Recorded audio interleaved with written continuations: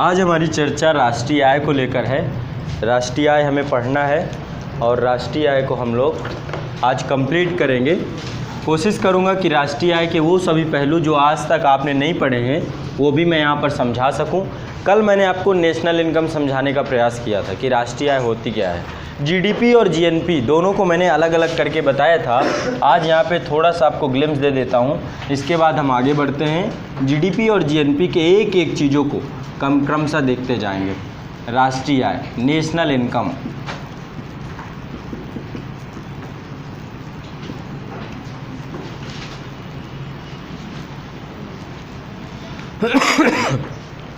तो राष्ट्रीय आय यानी किसी देश की आय, इसमें मैंने आपको बताया था कि जीडीपी क्या होता है और जीएनपी क्या होता है। दोनों पे डिफरेंस बताया था। बताइए जीडीपी और जीएनपी पे क्या डिफरेंसेस मैंने बताए थे।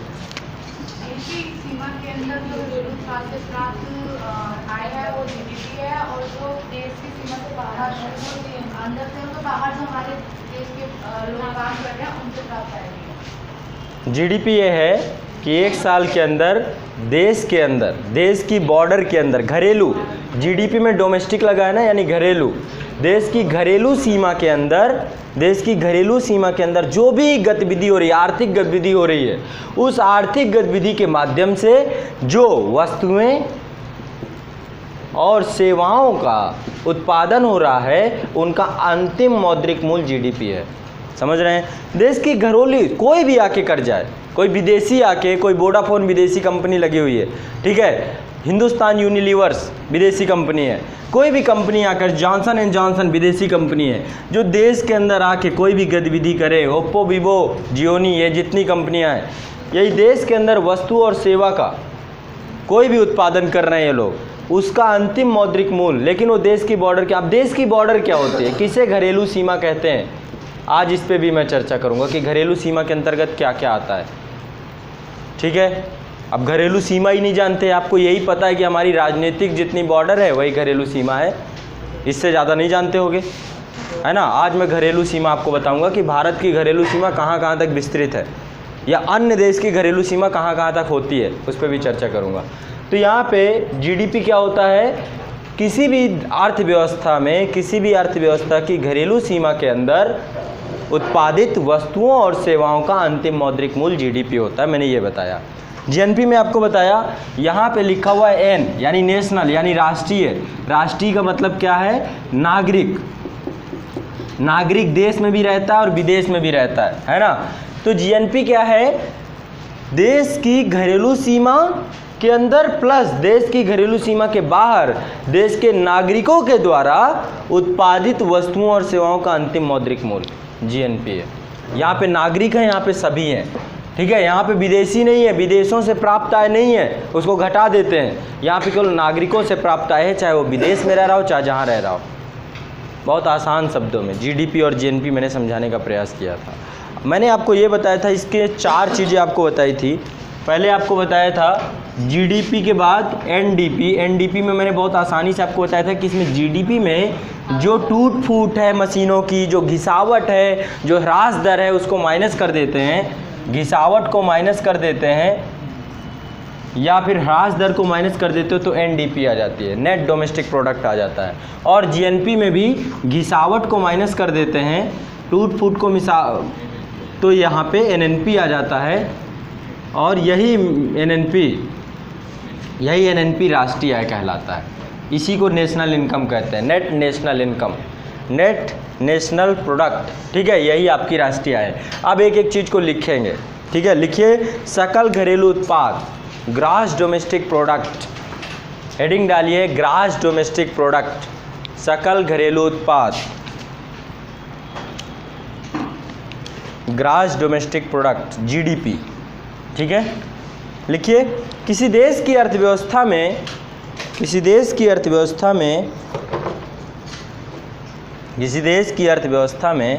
एक वित्तीय वर्ष में उसकी घरेलू सीमा के भीतर, उसकी घरेलू सीमा के अंदर उत्पादित अंतिम वस्तुओं और सेवाओं के मौद्रिक मूल्य का योग है। उसकी घरेलू सीमा के अंदर या भीतर उत्पादित अंतिम वस्तुओं और सेवाओं के मौद्रिक मूल्य का योग है। किसी देश की अर्थव्यवस्था के एक वित्तीय वर्ष में उसकी घरेलू सीमा के भीतर उत्पादित अंतिम वस्तुओं और सेवाओं का मौद्रिक मूल्य का योग ही जीडीपी कहलाता है। मौद्रिक मूल्य का योग ही जीडीपी कहलाता है। आसान है।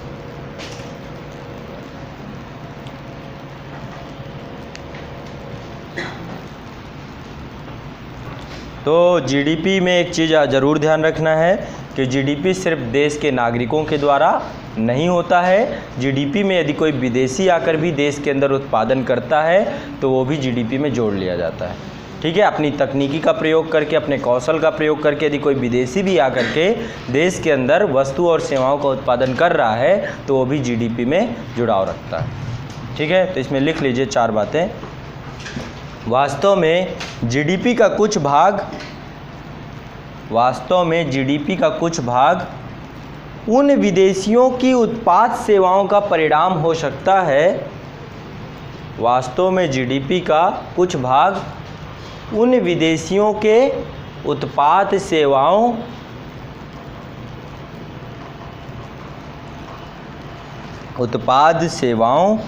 का ही परिणाम हो सकता है जिन्होंने अपनी पूंजी तथा तकनीकी ज्ञान का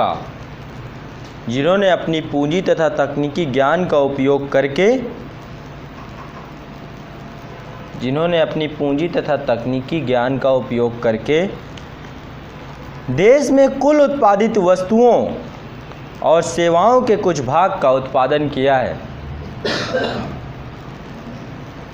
देश में कुल उत्पादित वस्तुओं और सेवाओं के कुछ भाग का उत्पादन किया है।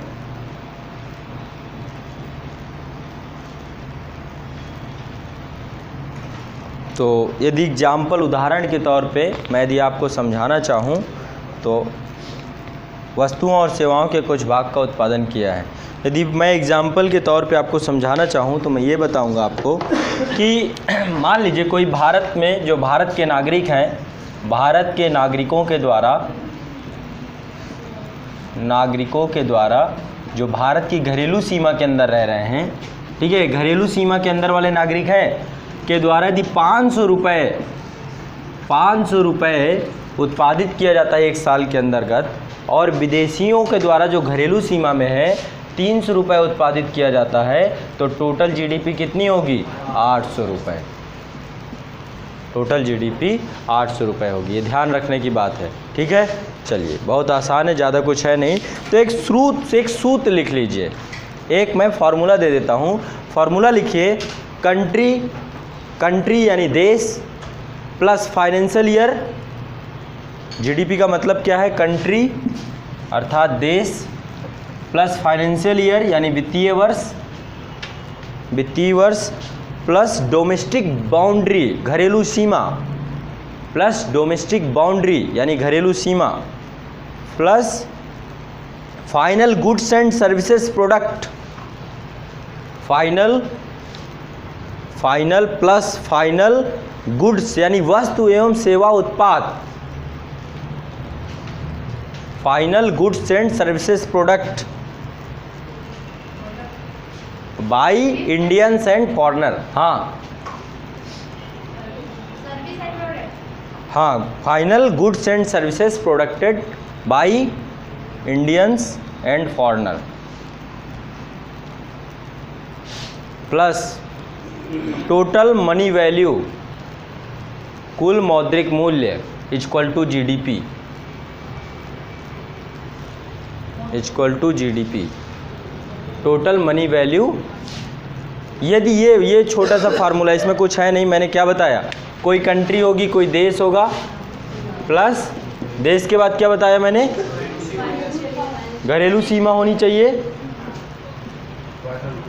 घरेलू सीमा प्लस वित्तीय वर्ष होना चाहिए, एक फाइनेंशियल ईयर 1 साल के अंदर है, वित्तीय सीमा प्लस मैंने ये क्या और क्या बताया आपको, प्लस अंतिम मौद्रिक, नहीं पहले मैंने आपको बताया, हाँ अंतिम वस्तु सेवा उत्पाद, अंतिम वस्तु एवं सेवा उत्पाद, सेवा उत्पाद प्लस भारतीय प्लस किसके द्वारा ये किया गया हो, बाई भारतीय प्लस विदेशी प्लस कुल अंतिम मौद्रिक मूल्य इक्वल टू जीडीपी, ये है, ठीक है, ये है, आसानी से आप इसको समझ सकते हैं, प्लस जीडीपी, ये है जीडीपी, ठीक है। इतने, अब इसको कोई ज़्यादा बहुत झाम नहीं करना है, इतने में इसको समझ लेना। अब नेक्स्ट आपको मैं जो बताना चाह रहा हूँ, लिखिए जीडीपी से संबंधित कुछ महत्वपूर्ण तथ्य, जीडीपी से संबंधित कुछ महत्वपूर्ण तथ्य। नंबर 1, जीडीपी में होने वाला, जीडीपी से संबंधित महत्वपूर्ण तथ्य लिखिए, जीडीपी में होने वाला वार्षिक प्रतिशत परिवर्तन ही, जीडीपी में होने वाला वार्षिक प्रतिशत परिवर्तन ही क्या कहलाता है, कोई बताएगा, ग्रोथ रेट, वही ग्रोथ रेट कहलाता है। जीडीपी में होने वाला वार्षिक प्रतिशत परिवर्तन ही किसी अर्थव्यवस्था की वृद्धि दर कहलाता है, किसी अर्थव्यवस्था की वृद्धि दर या ग्रोथ रेट कहलाता है। क्लियर, बहुत आसान है, ज़्यादा कुछ नहीं है इसमें। नेक्स्ट, यह किसी अर्थव्यवस्था की आंतरिक उत्पादन शक्ति को दर्शाता है, यह किसी अर्थव्यवस्था की आंतरिक उत्पादन शक्ति को दर्शाता है, कि किसी देश की आंतरिक उत्पादन शक्ति क्या है, जीडीपी से पता कर सकते हैं, ठीक है, आंतरिक उत्पादन शक्ति को दर्शाता है। नेक्स्ट, यह अर्थव्यवस्था की उत्पादकता की मात्रा का अनुमान देता है, यह अर्थव्यवस्था की उत्पादकता की मात्रा का अनुमान देता है, यह अर्थव्यवस्था की उत्पादकता की मात्रा का अनुमान देता है, क्वांटिटी को बताता है, ठीक है। हाँ,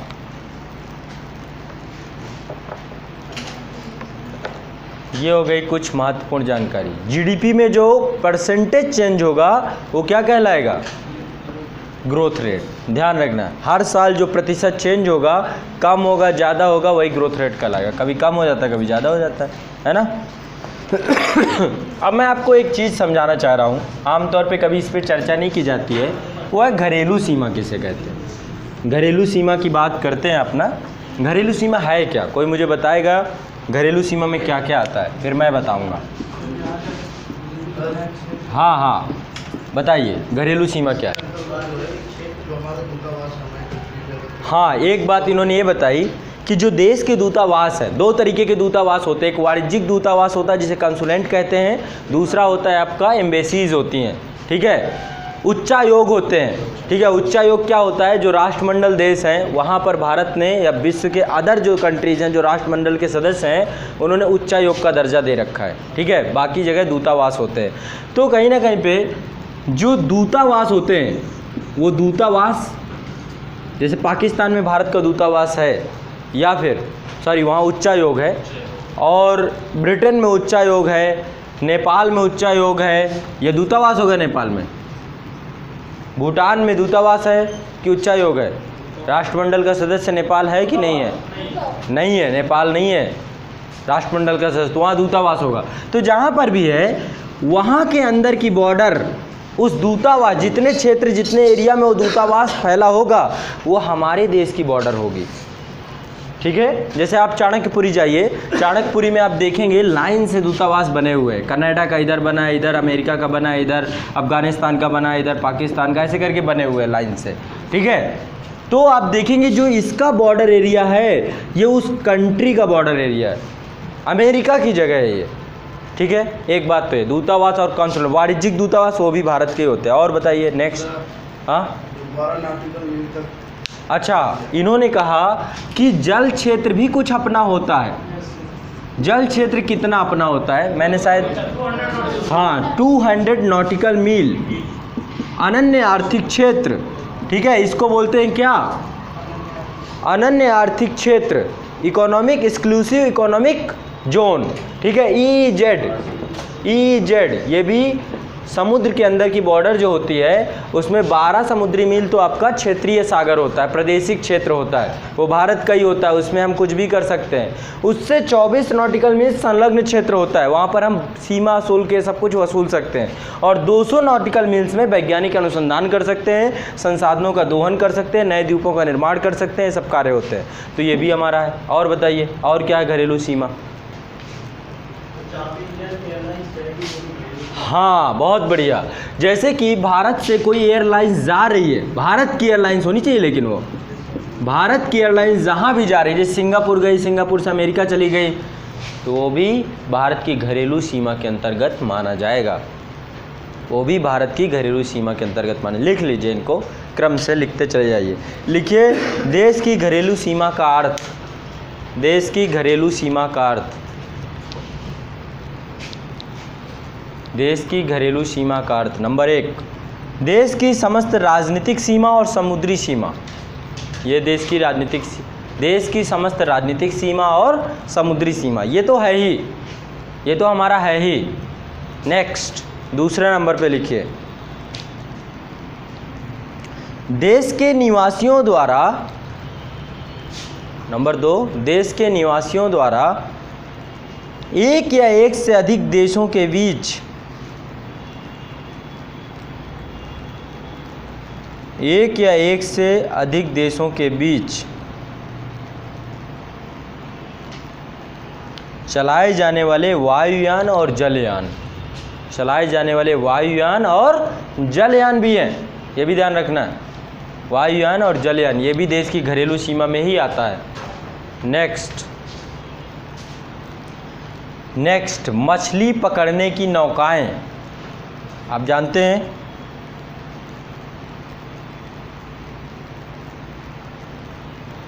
मछली पकड़ने की नौकाएं, जाते हैं ना, देखते हैं ना, मछुआरा विवाद चलता रहता है, कभी श्रीलंका पकड़ ले गया, कभी पाकिस्तान पकड़ ले गया मछुआरों को, फिर 15 अगस्त के दिन छोड़ते हैं।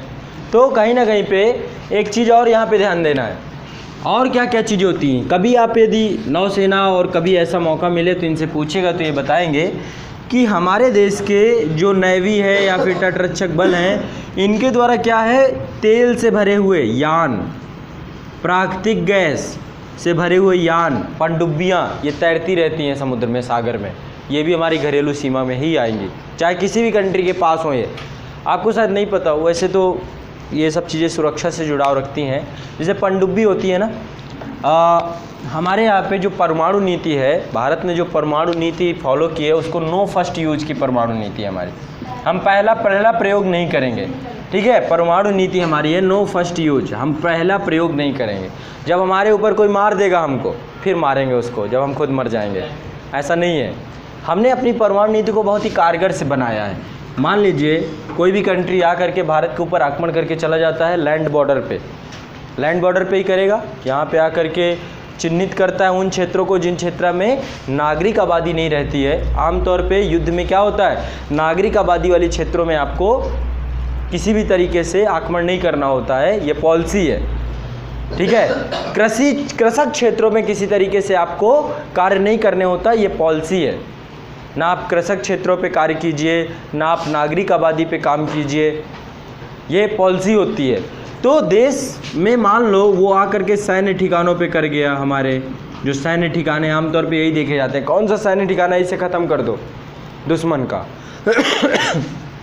जहाँ पे हमारे परमाणु बम रखे हुए हैं वहाँ पे छोड़ के चला गया कोई परमाणु बम, तो क्या होगा भारत का, बताओ उस टाइम पे क्या होगा।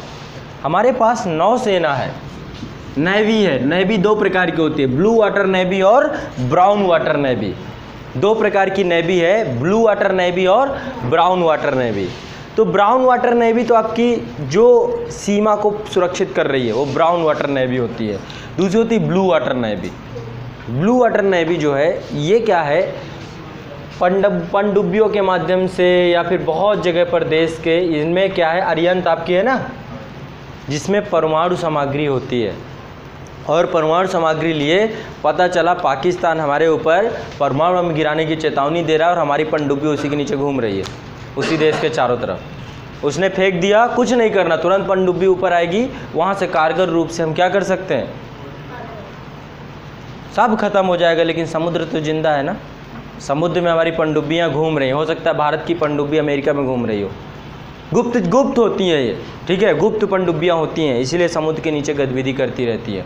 पता चला अमेरिका की पनडुब्बी भारत की बॉर्डर में कहीं घूम रही हो, सब किसी को पता नहीं होता कि किस कंट्री की पनडुब्बी कहाँ पे घूम रही है। तो कारगर रूप से हम निपट सकते हैं जब कभी भी नो फर्स्ट यूज ऐसे थोड़ा ना यूज कर लिया है। कभी देश में ऐसी परिस्थितियाँ आ जाती हैं, कोई भरोसा नहीं, 2 विश्व युद्ध तो हो चुके हैं, मान लो आने वाला भविष्य कभी कोई तनाव बढ़ जाए, वैसे वैश्विक शांति के बहुत प्रयास हो रहे हैं, ठीक है, किम जोंग यूंग शांत हो गया है, तो अब शायद संभावना नहीं है, लेकिन फिर भी यदि होती है तो हमारी परमाणु नीति में पनडुब्बी है। तो ये भी घरेलू सीमा ही है, ये भी घरेलू सीमा है, जो भी यहाँ प्रोडक्शन होगा, जो कुछ भी होगा, ये भी घरेलू सीमा के अंतर्गत रखा जाए। या फिर जो हमारे प्राकृतिक तय गैस के हैं, पेट्रोलियम के हैं, जो भी हैं, ये भी घरेलू सीमा में। लिख लीजिए इसको, मछली पकड़ने वाली नौकाएँ, तेल व प्राकृतिक गैस के यान, तेल व प्राकृतिक गैस के यान, तैरते प्लेटफॉर्म जो देश के निवासियों द्वारा अंतर्राष्ट्रीय जल सीमा। देखो एक चीज़ समझो, कोई भी देश होता है, मान लो इंडिया है, मोटे तौर पे मैं यहाँ पे दिखाने का प्रयास करूँ, इंडिया है आपका, ठीक है, इंडिया है, तो इंडिया में यहाँ से लेकर के 12 नॉटिकल मील तक का जो जगह है, ये है क्या, प्रादेशिक जल क्षेत्र। 12 से 24 तक संलग्न क्षेत्र, यहाँ से लेकर के यहाँ पे इसको बोलते हैं आधार रेखा। आधार रेखा से 200 नॉटिकल मील तक आपका EEZ रहता है। इसके बाहर का जो क्षेत्र होता है वो क्या होता है, अंतर्राष्ट्रीय जल सीमा, सबका समान अधिकार होता है। तो यदि अंतर्राष्ट्रीय जल सीमा पर भी कोई देश का यान कुछ भी घूम रहा है तो वो भी भारत की घरेलू सीमा ही माना जाएगा। क्लियर, ठीक है, लिख लीजिए, अंतर्राष्ट्रीय जल सीमा में चलाए जाते हैं, कहाँ पे रह गई, ट्रैक्टर प्लेटफॉर्म, तैरते प्लेटफॉर्म जो देश के निवासियों द्वारा अंतर्राष्ट्रीय जल सीमा में चलाए जाते हैं और जिसे अंतर्राष्ट्रीय समझौते के अंतर्गत अधिकार प्राप्त क्षेत्र में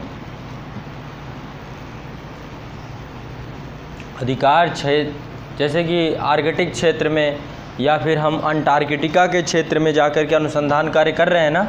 अंतर्राष्ट्रीय अंटार्कटिका में भारत के कितने मिशन चल रहे हैं, कौन कौन मिशन है बताइए।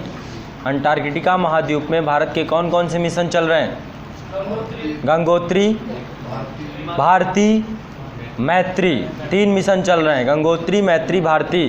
तो वहाँ पर वो जो मिशन चल रहा है वो भी हमारी घरेलू सीमा है, अंतर्राष्ट्रीय अधिकार प्राप्त क्षेत्र है, ठीक है। तो लिख लीजिए, अंतर्राष्ट्रीय समझौते के अंतर्गत अधिकार प्राप्त क्षेत्र में तेल खोजने का अधिकार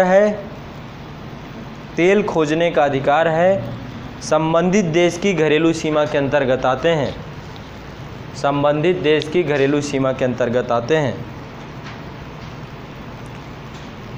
संबंधित देश की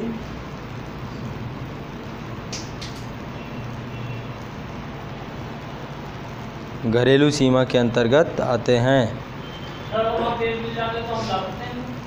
ला सकते हैं अंतर्राष्ट्रीय, यदि आपकी करार हो जाए तो, अंतर्राष्ट्रीय करार हो जाए तो। ONGC ये काम करता तो है, ONGC का काम ही यही है, अंतर्राष्ट्रीय देशों में वहाँ जा कर के तेल उत्पादक क्षेत्रों की खोज करना और भारत की बॉर्डर में ये काम करना, तेल अनुसंधान का काम। जैसे कि वो नाइजीरिया में ONGC नाइजीरिया में काम कर रहा है, ये आसियान कंट्रीज़ में काम कर रहा है ना, यही काम कर रहा है। बड़े बड़े देश बुलाते हैं कि भारत की ये एजेंसी आ करके हमारे देश में तेल अनुसंधान का काम करे, हम क्यों लाएंगे भाई, उनके देश का प्राकृतिक संसाधन है। अंटार्कटिक पे मिलेगा, लेकिन वहाँ के संसाधनों का दोहन कैसे किया जाएगा, इसके लिए बाकायदा एक अंटार्कटिक परिषद बनाई गई है, उसके हिसाब से कार्य होगा। वैसे ही आर्कटिक परिषद बनी हुई है, ऐसे नहीं कि कोई भी लूट मचा देगा। सब चीज़ के लिए अंतर्राष्ट्रीय संगठन बने हुए हैं, उन संगठनों में जिस हिसाब से कार्य है उसी हिसाब से होगा। नेक्स्ट, तो ये हो गया। और एक आगे लिख लीजिए, अगला चौथा पॉइंट है देश का विदेशों में स्थित दूतावास। देश का विदेशों में स्थित दूतावास। अब मुझे एक चीज़ और बताइए, अफ़गानिस्तान में अमेरिका ने क्या किया है, अपना सैन्य प्रशिक्षण शिविर लगा रखा है और सैन्य शिविर लगा रखा है, दोनों आतंकवाद रोकने के नाम पे। तो क्या वो उसकी घरेलू सीमा में आएगा? आएगा, बिल्कुल आएगा। यदि कोई देश किसी दूसरे देश में जाके सैन्य प्रशिक्षण क्षेत्र भी लगाता है तो उस क्षेत्र में भी वो भी घरेलू सीमा के अंतर्गत आएगा। ठीक, हाँ, पैसे उस देश के खर्च हो रहे हैं ना, है ना, तो वो भी लिख लीजिए, यही सारी चीज़ें लिख लीजिए। विदेशों में स्थित दूतावास, वाणिज्यिक दूतावास व सैनिक प्रतिष्ठान, मिलिट्री इस्टेब्लिशमेंट, सैनिक प्रतिष्ठान, वैज्ञानिक स्टेशन, साइंटिफिक स्टेशन, सूचना व आप्रवास कार्यालय, सैनिक प्रतिष्ठान, वैज्ञानिक स्टेशन, सूचना व आप्रवास कार्यालय, सहायता एजेंसियां आदि, सहायता एजेंसियां आदि, ये सभी घरेलू सीमा होती हैं।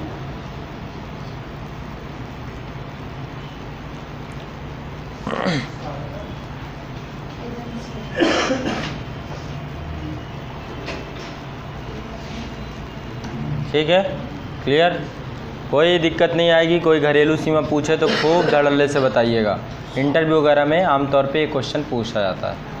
ठीक है, गलत मत कीजिएगा। नेक्स्ट आगे बढ़ते हैं। हाँ, अंतर क्या होता है? देखो, दूतावास उच्चायुक्त कुछ अंतर नहीं है, दोनों सेम चीज़ें, दिमाग में बैठा लीजिए। ठीक है, बस अंतर ये हो गया है कि जब ब्रिटेन ने पूरे विश्व को अपने वैश्विक क्षेत्र से ख़त्म किया, ब्रिटेन का जो है ना, पूरे विश्व में ब्रिटेन का एक समय शासन सत्ता हुआ करता था। तो जब भारत आज़ाद हो गया और भी देश आज़ाद हो गए, सब ब्रिटेन के हाथ में कुछ रहा नहीं, तो ब्रिटेन ने एक संस्था बना दी जिसका नाम है कॉमनवेल्थ, राष्ट्रमंडल। कौन सी संस्था बना दी? राष्ट्रमंडल। तो राष्ट्रमंडल जो संस्था बना दी, कॉमनवेल्थ जो संस्था बना, क्या बोला? देखो, अभी भी इनका अहंकार ख़त्म नहीं हुआ। क्या बोला? कॉमनवेल्थ हमारी वेल्थ है, कॉमनवेल्थ है, साझा संपत्ति। समझ रहे हैं? अभी भी अहंकार भरा हुआ, वही वहाँ पे भी ब्रिटिश महारानी ही बैठती है और अन्य देशों को, लोगों को अध्यक्षता करने का अधिकार राष्ट्रमंडल में नहीं देते हैं, ब्रिटिश महारानी ही अध्यक्षता करती है राष्ट्रमंडल की। ठीक है, तो राष्ट्रमंडल देशों के जितने भी सदस्य होंगे वो एक दूसरे के यहाँ दूतावास नहीं बनाएंगे, उच्चायोग बनाएंगे। ठीक है, यदि आप IFS ज्वाइन करते हैं और आप ब्रिटेन जाते हैं तो आप एक उच्चायुक्त बन के जाएंगे। ठीक है, ना कि डिप्लोमेट्स बन के जाएंगे। ठीक है, तो कहीं ना कहीं पे जो राष्ट्रमंडल देश हैं उनके सदस्यों के बीच में उच्चायुक्त स्थापित होता है और अन्य देशों के बीच में हम दूतावास स्थापित करते हैं। क्लियर? ज़्यादा कुछ है नहीं इसमें, बहुत सिंपल है, आसान है। नेक्स्ट आगे डालिए, शुद्ध घरेलू उत्पाद, या इसको बोलते हैं निबल, निबल बोलते हैं, निबल घरेलू उत्पाद, या शुद्ध बोलते हैं, नेट डोमेस्टिक प्रोडक्ट, NDP उत्पाद, निवल घरेलू उत्पाद, NDP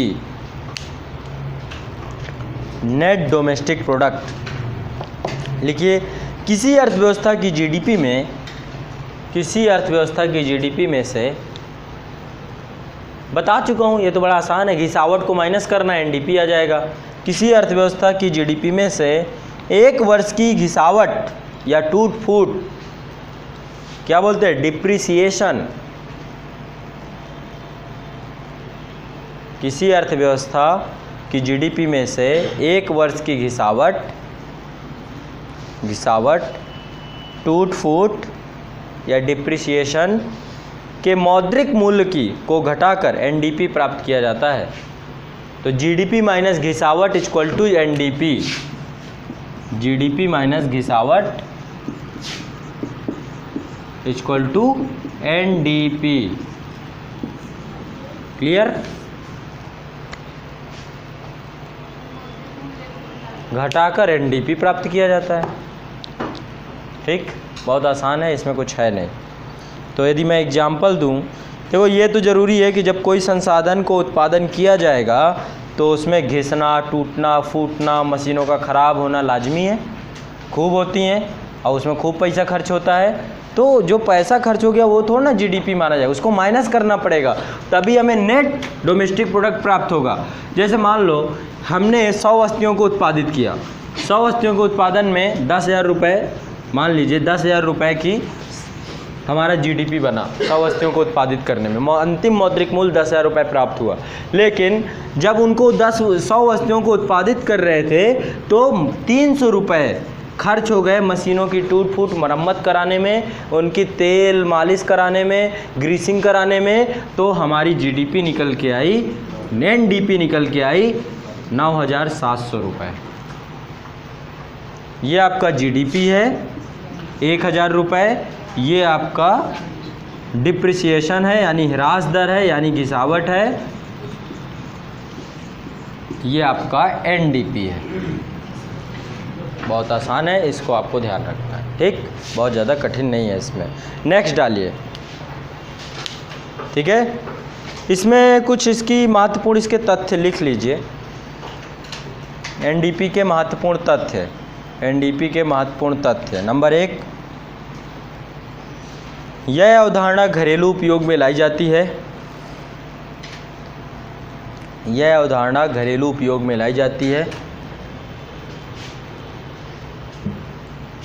क्योंकि मूल्य ह्रास की वार्षिक दर, क्योंकि मूल्य ह्रास की वार्षिक दर अलग अलग अर्थव्यवस्थाओं में एक ही समय में अलग अलग हो सकती है। जैसे मान लो, अभी समझ लो, मान लो अमेरिका है, अमेरिका में मशीनें बहुत अच्छी हैं, सब कुछ है, तो वहाँ पे हो सकता है कि 100 वस्तुओं के उत्पादन में मात्र खर्चा है 10 रुपये का ही, 10 रुपये ही मशीनों की खराबी हो, अच्छे गुणवत्ता युक्त मशीनें हैं।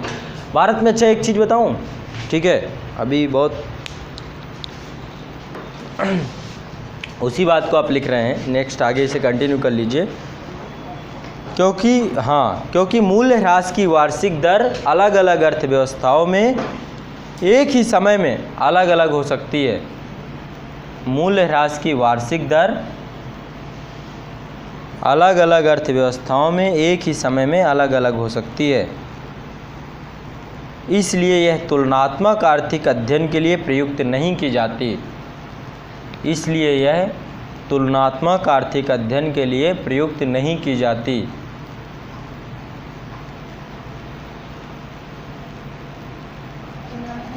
आर्थिक अध्ययन के लिए प्रयुक्त नहीं की जाती।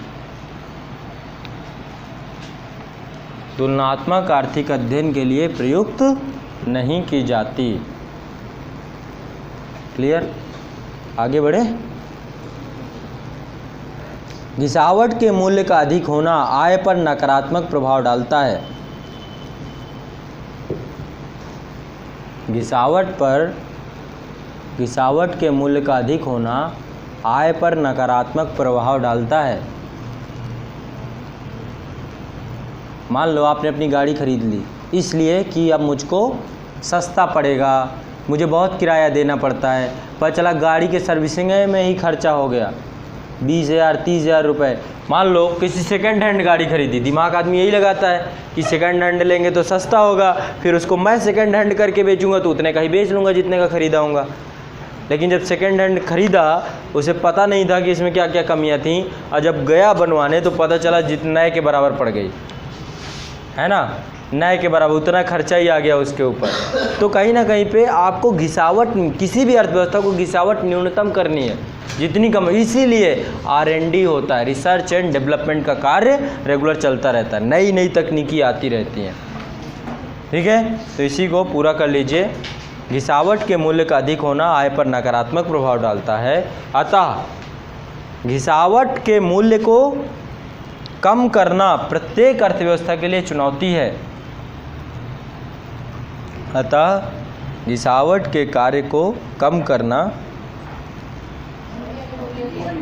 गिरावट के मूल्य को कम करना प्रत्येक अर्थव्यवस्था के लिए चुनौती है।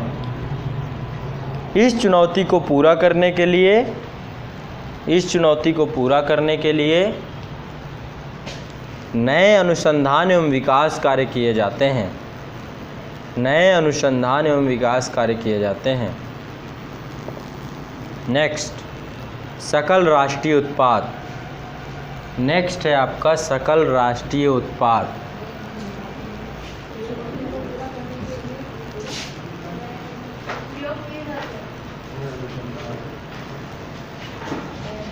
विकास कार्य किए जाते हैं, अनुसंधान एवं विकास कार्य किए जाते हैं।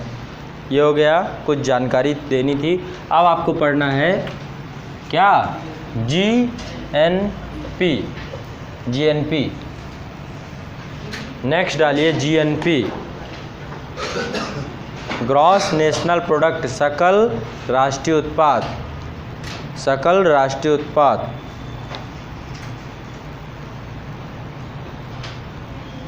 बहुत आसान बताया है मैंने क्या बोला, नागरिक शब्द का प्रयोग कर दिया है, बस काम खत्म, आपको टेंशन फ्री हो जाना है। देश के नागरिकों के द्वारा उत्पादित एक वित्तीय वर्ष में अंतिम, अब नागरिक में कोई विदेशी नहीं आएगा, ऑटोमेटिक विदेशी घट गया, माइनस हो गया, ठीक है। यहाँ कोई ज़रूरत नहीं विदेशों से प्राप्त आय को माइनस करने की, क्यों, हमने नागरिक शब्द का प्रयोग कर दिया है। देश के नागरिकों के द्वारा उत्पादित वस्तुओं और सेवाओं का अंतिम मौद्रिक मूल्य जीएनपी कहलाता है। काम खत्म, आसान शब्दों में ये कह के निकल जाना है। तो लिख लीजिए, इसी बात को मैं लिखवा भी देता हूँ। देखिए, किसी भी अर्थव्यवस्था में एक वित्तीय वर्ष में उस देश के नागरिकों द्वारा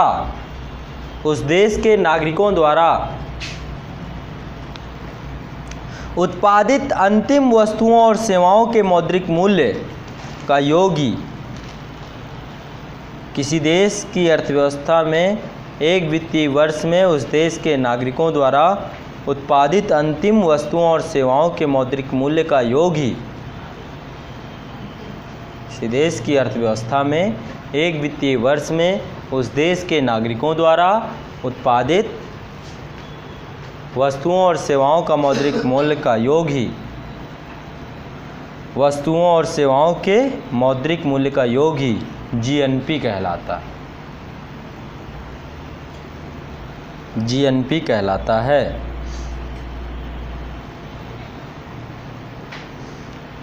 ठीक, अतः जीएनपी में देशवासियों द्वारा देश के बाहर उत्पादित वस्तुओं के मूल्य को, जीएनपी में देशवासियों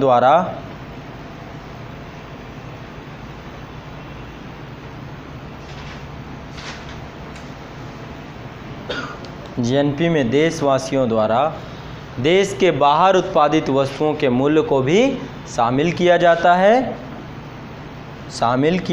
है और देश के भीतर रहने वाले विदेशों से द्वारा अर्जित आय को घटा दिया जाता है। शामिल किया जाता है और देश के भीतर रहने वाले विदेशों द्वारा अर्जित आय को घटा दिया जाता है। विदेशों से अर्जित आय को घटा दिया जाता है।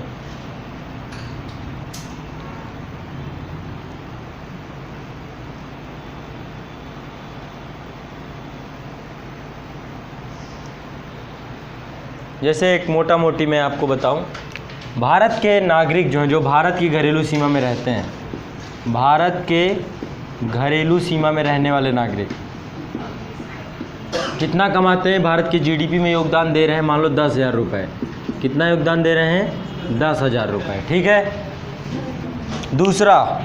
दूसरे नंबर में आते हैं भारत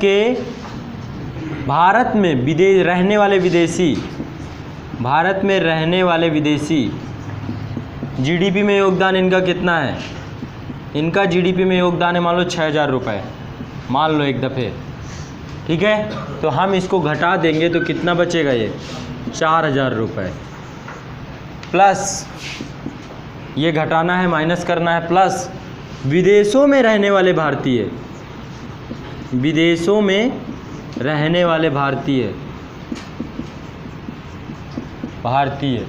ये 5,000 रुपये वहाँ से भेजते हैं भारत में, तो ये 9,000 रुपये हमारा निकल के आ जाएगा जीएनपी। कुछ है नहीं, बहुत आसान है। भारत की घरेलू सीमा में रहने वाले जितने भी हैं 10,000 रुपये, भारत में रहने वाले जो विदेशी हैं वो 6,000 योगदान करते हैं, इसे घटा देंगे और विदेशों में रहने वाले भारतीयों को जोड़ देंगे। केवल हमें भारतीय नागरिकों को देखना है, काम खत्म, विदेशियों को हटा देना है यहाँ पे। इतना आसान है, ठीक है। एग्जाम्पल के तौर पे ये आपको समझ में आएगा।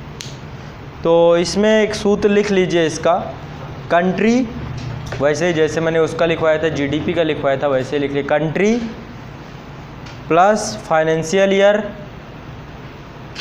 राष्ट्र कोई भी देश की अर्थव्यवस्था प्लस वित्तीय वर्ष प्लस जीडीपी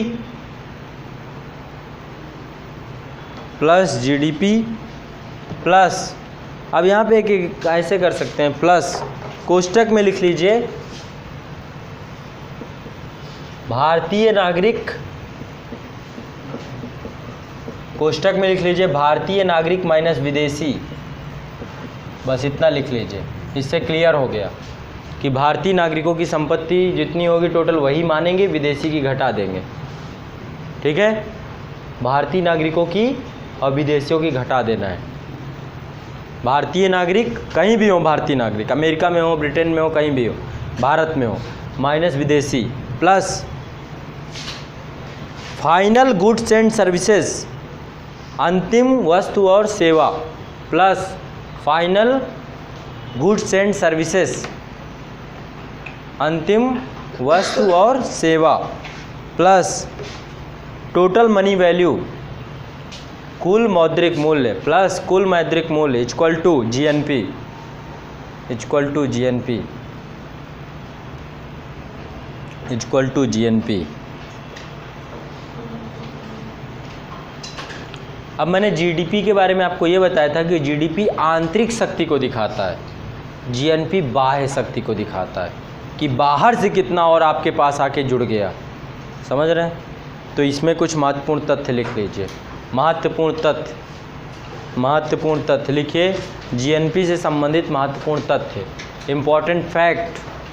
कभी ये क्या होता है ना, यूपीएससी थोड़ा सा चालाकी करता है। चालाकी किस बात में, यूपीएससी या पीसीएस एग्ज़ाम आपका कि कथन दे देगा आपको, जीडीपी आपकी आंतरिक शक्ति का द्योतक है, ये एनडीपी आपका बाह्य शक्ति का द्योतक है, उपरोक्त में से कौन सा कथन सही है, कौन सा सही है, कौन सा गलत है, तो जैसा भी दो, हम टेंशन फ्री रहने चाहिए, ठीक है। तो लिख लीजिए जीएनपी किसी अर्थव्यवस्था की बाह्य शक्ति को दर्शाता है, जीएनपी किसी अर्थव्यवस्था की बाह्य शक्ति को दर्शाता है।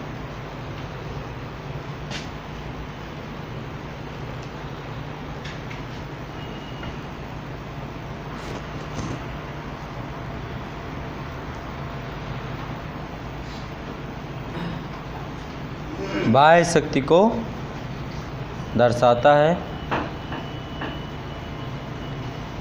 नेक्स्ट, जीएनपी यह दर्शाने में भी मददगार है कि देश की वस्तुओं की गुणवत्ता कैसी है, क्योंकि इसमें केवल नागरिक होते हैं, जीडीपी में तो विदेशी भी होते हैं, इसलिए नहीं पता चल सकता। जीएनपी यह दर्शाने में मददगार है कि, जीएनपी यह दर्शाने में मददगार है कि उस देश के वस्तुओं की गुणवत्ता कैसी है।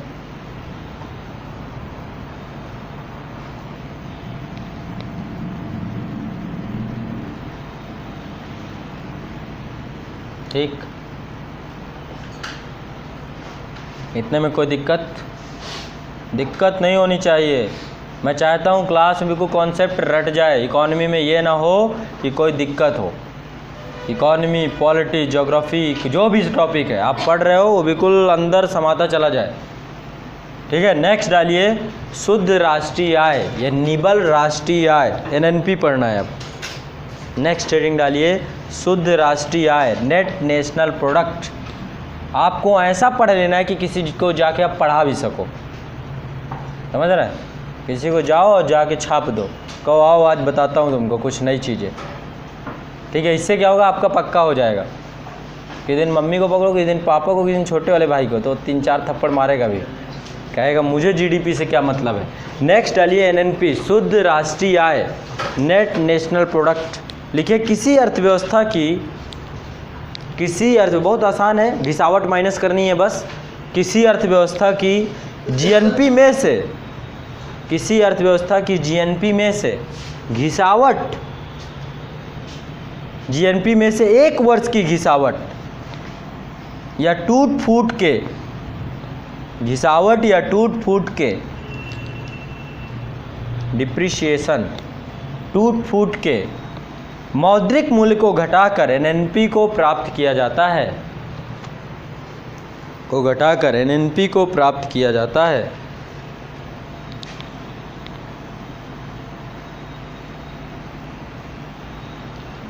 ठीक है।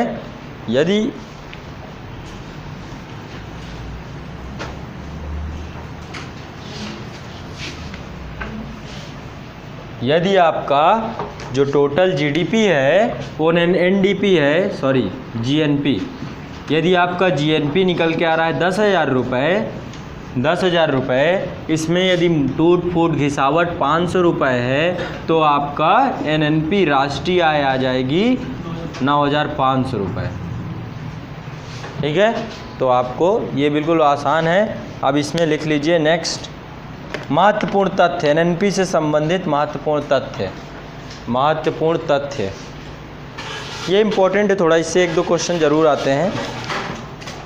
नंबर 1, एनएनपी वास्तविक रूप से राष्ट्रीय आय को परिभाषित करती है।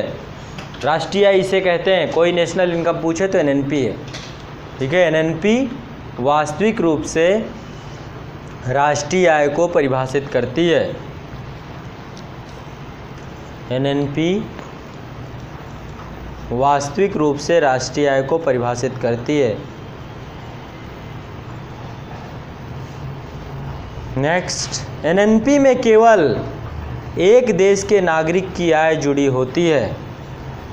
एनएनपी में केवल एक देश के नागरिक की आय जुड़ी होती है, बहुत देश नहीं होते इसमें, अपने देश के नागरिक होते हैं बस, बता चुका हूँ मैं।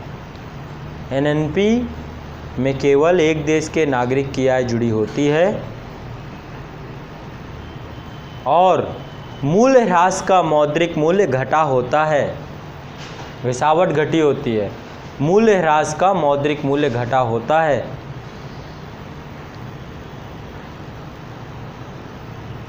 मूल्य ह्रास का मौद्रिक मूल्य घटा होता है। अतः यह राष्ट्रीय आय की सर्वमान्य परिभाषा बन जाती है। अतः यह राष्ट्रीय आय की सर्वमान्य परिभाषा बन जाती है।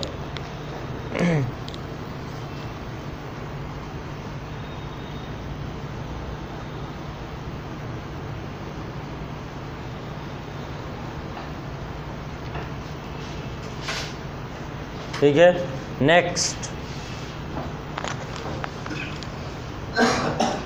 एनएनपी किसी देश की आंतरिक व बाह्य, एनएनपी किसी देश की आंतरिक व बाह्य दोनों ही उत्पादन क्षमता को प्रस्तुत करने में सक्षम है। एनएनपी किसी देश की आंतरिक तथा बाह्य,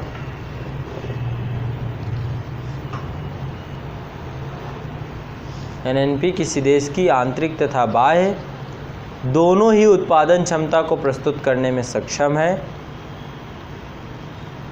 अतः इस संकल्पना को राष्ट्रीय आय कहना अतिशयोक्त नहीं होगा।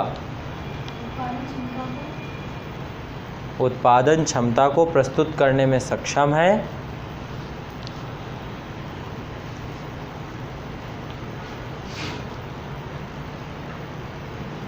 अतः इस संकल्पना को राष्ट्रीय आय कहना अतिशयोक्ति नहीं होगा। अतः इस संकल्पना को, संकल्पना इसी में गड़बड़ हो रहा है, राष्ट्रीय आय कहना अतिशयोक्ति नहीं होगा। ठीक,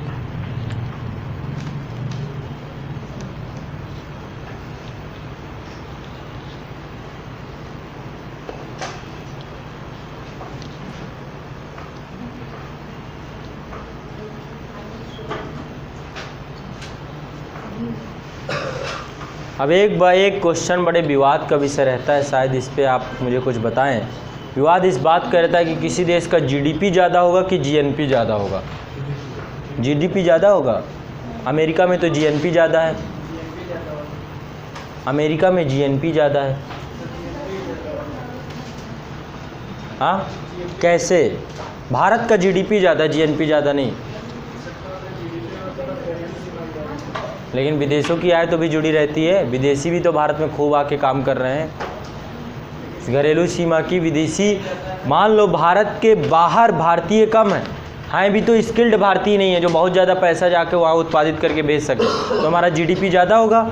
अमेरिका में क्या है, अमेरिका के जो बाहरी निवासी हैं उनके द्वारा ज़्यादा प्रोडक्शन भेज दिया जाता है और वहाँ पे रहने वाले विदेशियों के द्वारा कम प्रोडक्शन किया जाता है। यदि कोई देश अपने यहाँ पे तकनीकी का विकास करता है, मानव संसाधन का विकास, हमारे यहाँ मानव संसाधन नहीं है, भारत में है मानव संसाधन नहीं है, तो जब किसी देश में मानव संसाधन नहीं होते तो उस देश में जीडीपी ज़्यादा होता है, क्योंकि दूसरे देश के मानव संसाधन आके काम करता है ना। जिस देश में मानव संसाधन ज़्यादा होते हैं, दूसरे देश के मानव संसाधन का कम उपयोग होता है, वहाँ का जीएनपी ज़्यादा होता है, और जिस देश में मानव संसाधन कम होते हैं वहाँ का जीडीपी ज़्यादा होता है। जैसे भारत में जीडीपी ज़्यादा है, अमेरिका में जीएनपी ज़्यादा। क्यों? उनके पास ह्यूमन रिसोर्स है, हमारे पास ह्यूमन रिसोर्स नहीं है। चाइना का जीडीपी ज़्यादा है, वहाँ पर भी जीएनपी नहीं है अभी, क्योंकि वहाँ पर, लेकिन अब धीरे धीरे वो क्या करते हैं ना, चाइना में क्या हो रहा है, स्किल्ड लेबर आयात की जाती है, लेकिन अब धीरे धीरे चाइना स्किल्ड लेबर तैयार कर रहा है खुद की भी।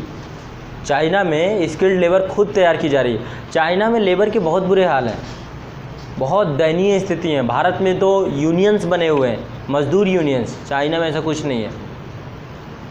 बहुत काम कराते हैं, पैसा बहुत न्यूनतम दिया जाता है। बाहर से जो श्रम आयात किया जाता है उस श्रम को बहुत न्यूनतम पैसा देता है चाइना। काम बहुत कराता है, शिफ्ट होती है, रहने की दशाएं बहुत ही गुणवत्ता युक्त नहीं है। चाइना की बातें तो मीडिया तक आ नहीं पाती है, ठीक है, तो चाइना की चर्चा नहीं करेंगे, हम भारतीय अर्थव्यवस्था पढ़ रहे हैं।